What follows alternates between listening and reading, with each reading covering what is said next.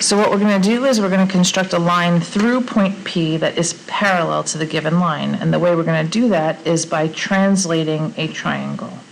Meaning I'm going to create a triangle, and then I'm going to copy the size and measurements of that triangle further down the line. So the way I'm going to do that is I'm going to start off by putting 2 points on the line segment below P and connect them so I make a triangle.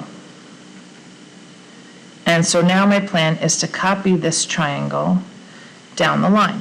So I'm going to put a new point on my line segment, and that's where I'm going to start to build the copy of this triangle. So I will do that by copying each side step by step. So I'm going to measure at the bottom, and I'm going to draw an arc to show that I measured the bottom. Once I've measured the bottom, I transfer the bottom measurement to where I'm building my new triangle. So you can see the bottom has been measured. These are the same. Now I'm going to measure the left side of the triangle. So I measure from the left end point to point P. I draw the arc through point P, and then I move the bullseye of this compass to the left side of the triangle I'm building. And I draw the arc.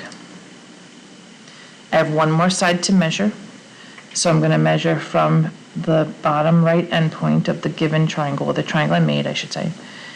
Go right to point P and draw the little arc.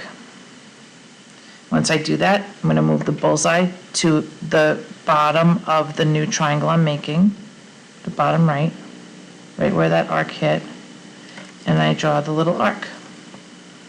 Once I've done that, I have constructed a triangle that's exactly the same size as that first one. And all I did was I moved it down the line. And by doing that, I've created 2 congruent triangles.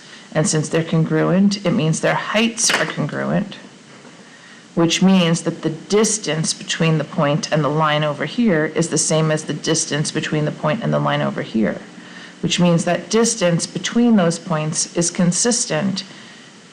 So if I connect those 2 points, that line will be parallel. It's parallel to the given line.